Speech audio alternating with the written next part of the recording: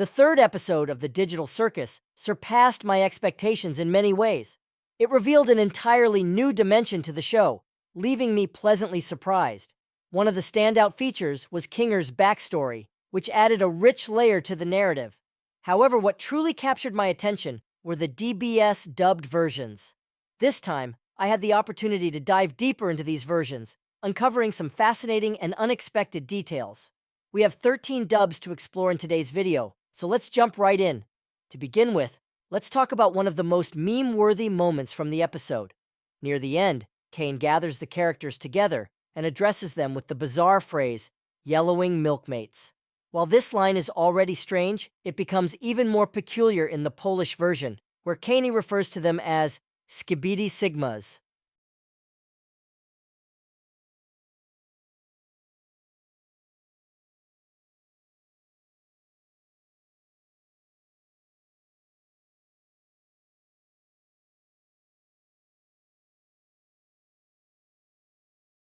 In the Spanish dub, Kane calls them milky furas.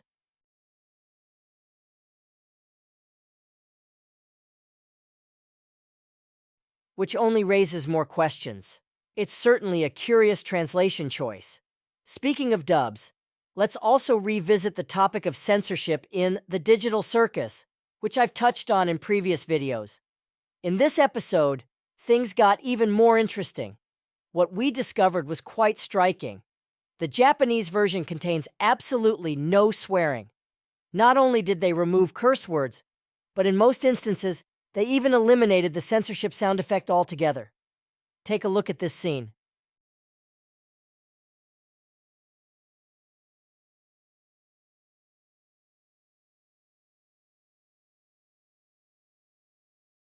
The difference is stark. The Japanese dub is much more subdued compared to the original, possibly because the Japanese language lacks direct equivalents to some of our swear words. I'm sure my Japanese viewers can shed more light on this in the comments. Interestingly, the Chinese dub followed a similar path, with almost all curse words being removed.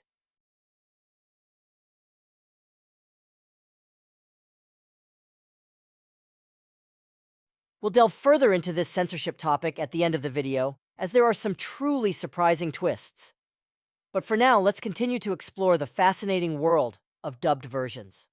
Right at the beginning of the episode, in the German dub, there's a moment when Pomni changes colors, and Jax exclaims a phrase that translates to "turns me on."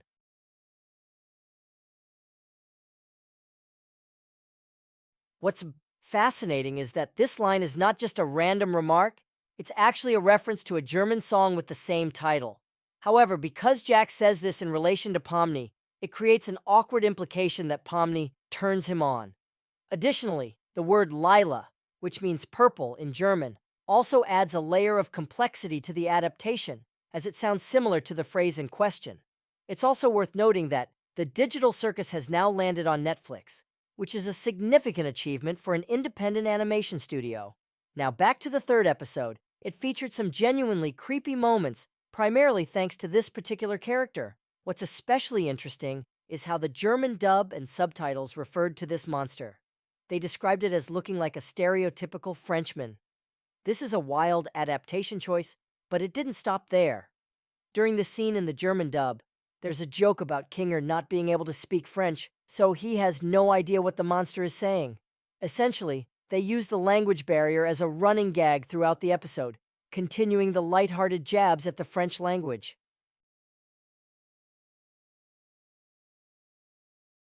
Moving on to Zubul, there's a lot to unpack here. At the start of the episode, Jax makes a joke about Zubul turning straight. Interestingly, this joke was removed from almost all dubs.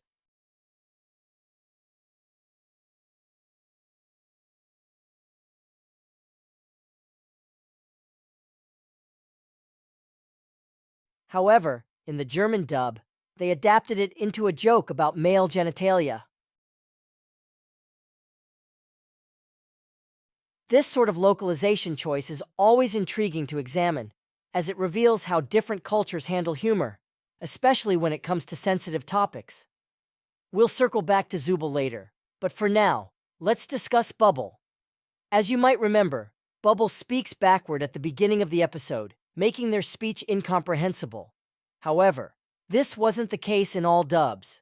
For instance, in the Japanese version, Bubble speaks normally, with no reversal effect, so Japanese viewers could understand everything they said.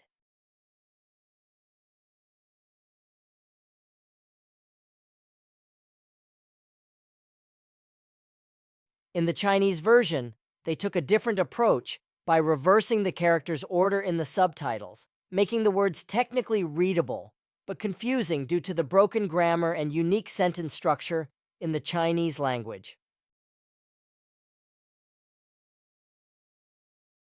This brings us to another interesting topic: the character Zooble. There's been much debate about Zooble gender identity across different versions of the digital circus. In the American dub, Zooble either forgets their gender or identifies as non-binary, as they use they/them pronouns. However, this isn't consistent across all versions. In the Russian dub, they made Zooble female, while in the Ukrainian version, Zooble is referred to as male, even though they were initially called female in the first episode. This inconsistency is curious, to say the least. In the Polish and Spanish dubs, Zooble is referred to as it, adding yet another layer of ambiguity. Towards the end of the episode, the villain's wife mentions a Greek tragedy. However, in the Russian dub, this was changed to a reference to war and peace, which fits perfectly within the context of the scene.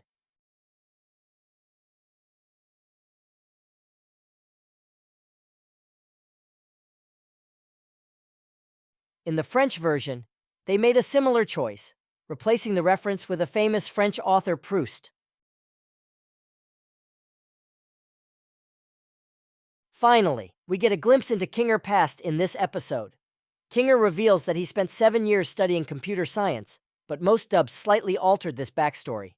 In several versions, the length of his studies was reduced to 4 years, and in the Polish version, the mention of computer science was removed altogether.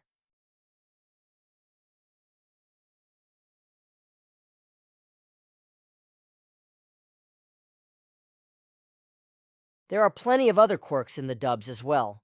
For instance, in the Polish version, Jax tells Pomni to grow some balls.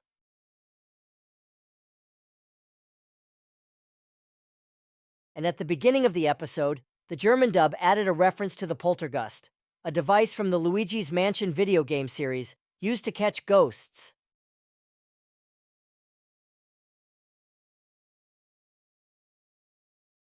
It's amusing to see such a random reference pop up, especially in an animated series like this.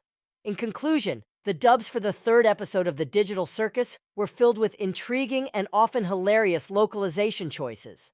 While I've only scratched the surface of what I found, I hope this overview gives you a glimpse into the fascinating world of dubs. If you enjoyed this video and want to see more content like this, don't forget to like and subscribe. See you next time.